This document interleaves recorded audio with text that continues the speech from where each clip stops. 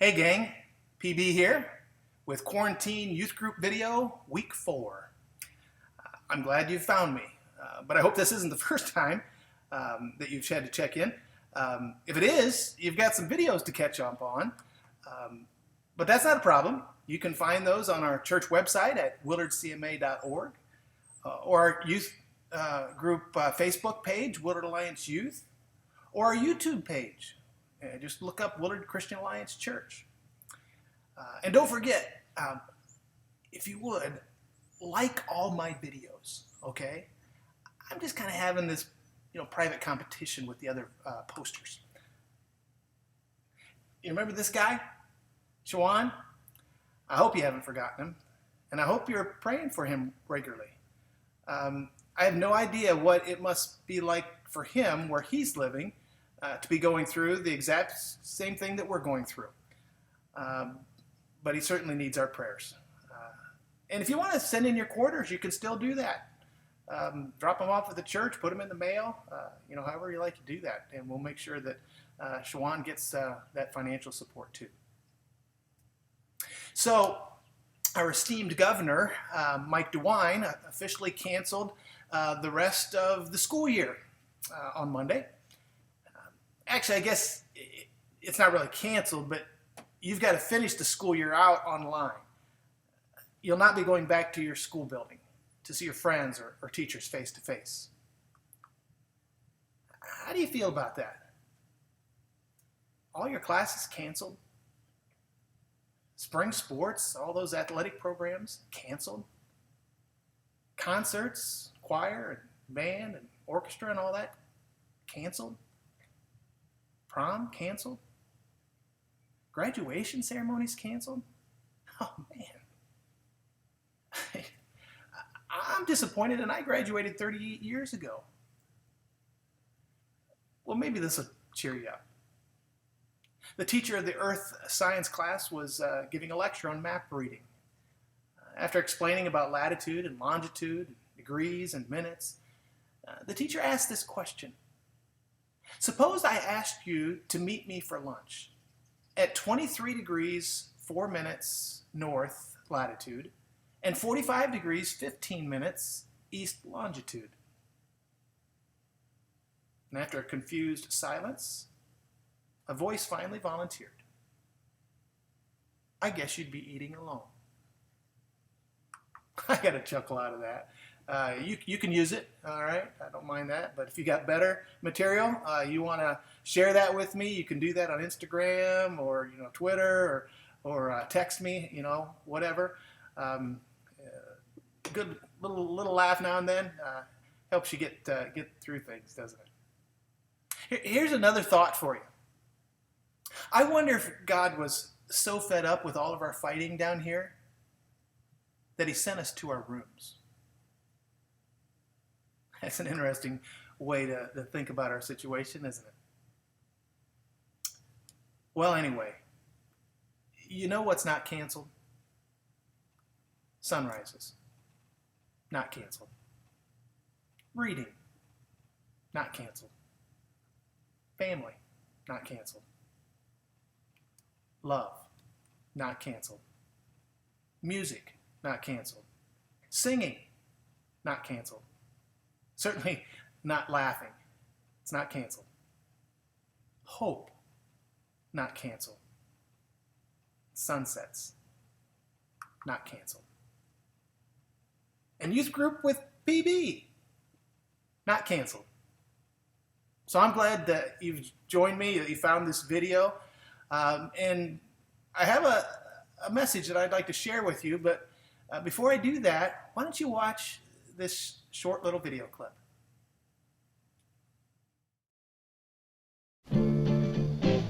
Just sit right back and you'll hear a tale of a fateful trip that started from this tropic port aboard this tiny ship. The mate was a mighty sailing man, The skipper brave and sure. 5 passengers set sail that day for a 3-hour tour.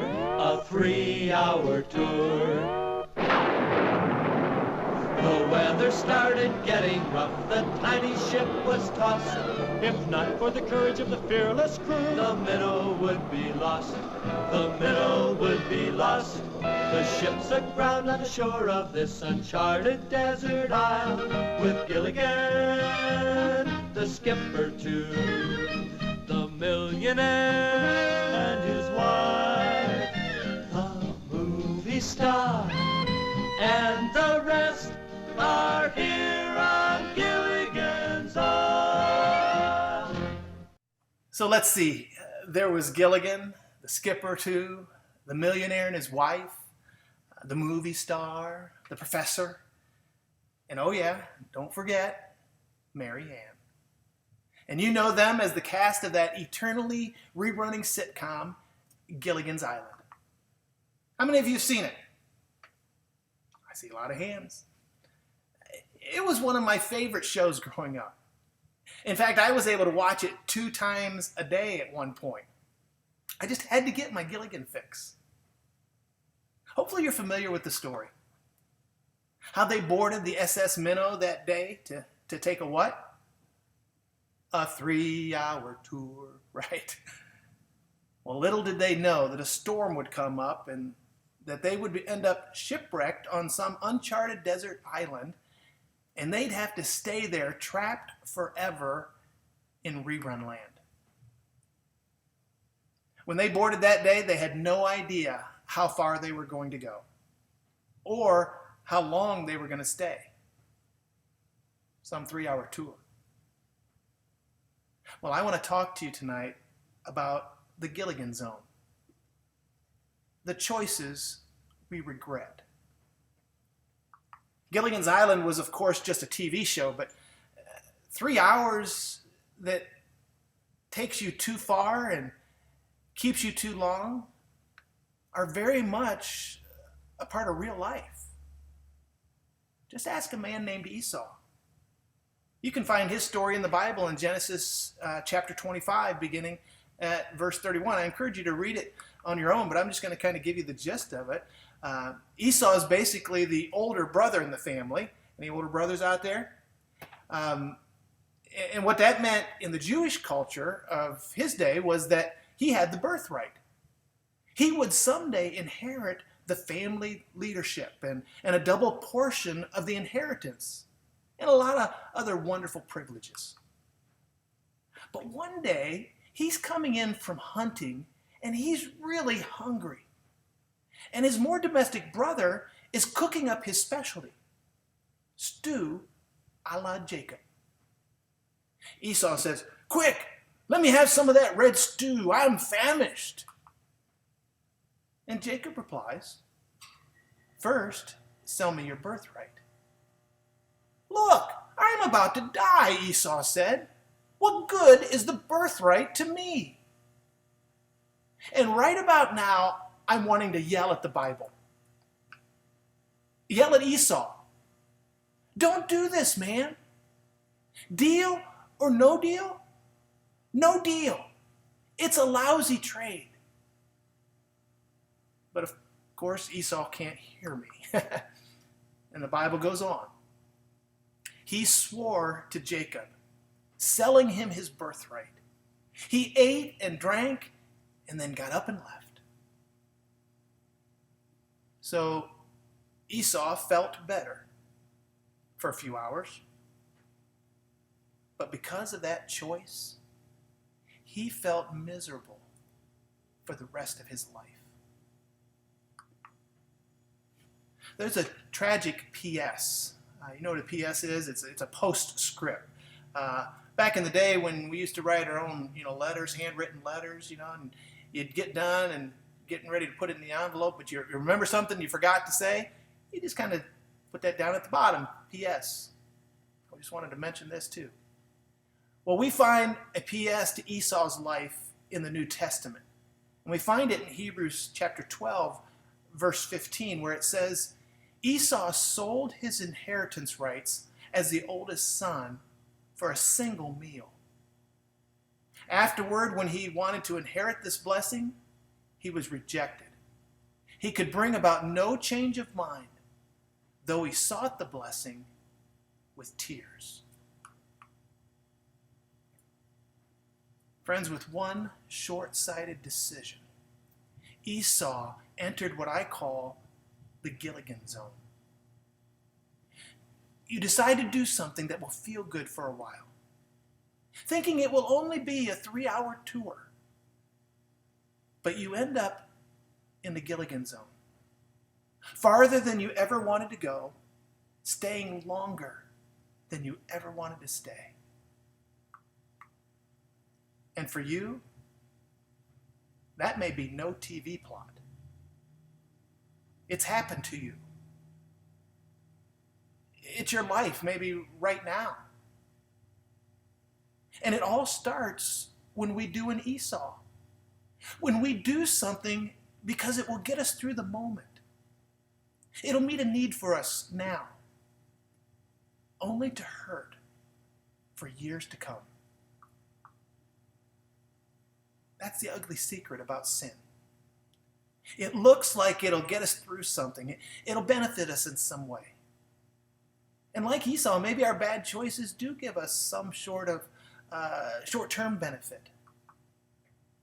That deceit. That giving in to pressure. That compromise of your integrity. That drink. That sexual sin. Or cutting corners to get ahead or to get accepted. Something appears in front of you that looks like it might meet a need. It might relieve the pain or help you get ahead. And you only mean for it to be just a little while. Maybe just this once, right? Just a 3-hour tour. Just a sip. Just a one-night stand. Just a puff. Just a peek. But sin does not let you go once you let it out of the box.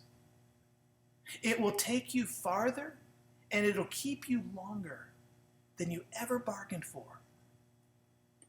Thus bringing out the truth of James chapter 1, verse 15.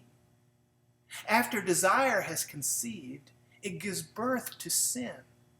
And sin, when it is full grown, gives birth to death. Too many people never make it back from sin's 3-hour tour. They destroy their entire lives for one bowl of soup, one momentary pleasure. And it breaks many a heart, especially God's. Now I believe, and I've seen the power of Jesus and a relationship with him put broken lives back together. I have. And it's amazing. But the scars remain. And many a good Christian continues to live with the consequences of those choices. And yet I'm here tonight wanting to shout a warning to each and every one of you and proclaim to you that in the power of Jesus, our Savior, you can flee from that temptation. You can turn from that sin, and you can run from that compromise that looks so good, but will cost you so much. 1 Corinthians 10:13, you need to write that down, make a note of it. It declares this: no temptation has overtaken you except what is common to mankind. And God is faithful. He will not let you be tempted beyond what you can bear. But when you are tempted, he will also provide a way out so that you can endure it. Gang, you need to commit that verse to memory. Because a moment of relief is not worth a lifetime of regret. There's always a way out. A better choice. A God-honoring choice. I want you to take a moment and listen to this song that I found about making right choices. I think you'll enjoy it. I'll be back when it's over.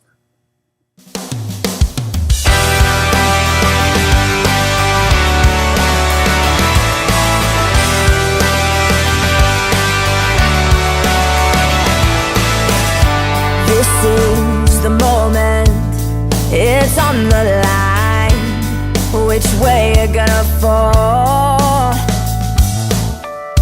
in the middle between wrong and right. But you know after all, it's your life, what you gonna do? The world is watching you every day. The choices you make say what you are and who your heart beats for. It's an open door. It's your life.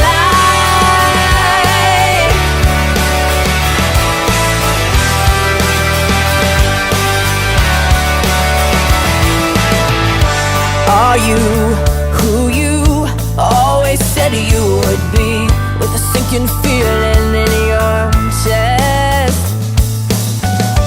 Always waiting on someone else to fix you.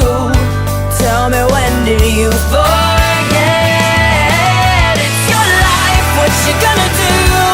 The world is watching you every day. The choices you make say what you are and who your heart beats for. It's an open door to live the way that you believe. This is your opportunity to let your life be one that lies away.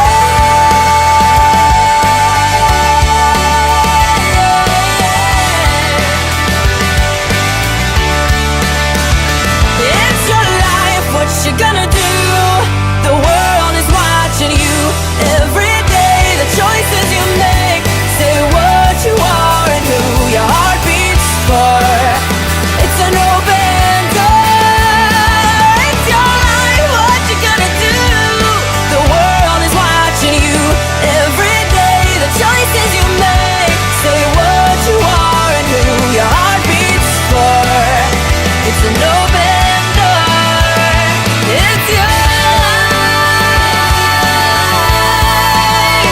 It's your life.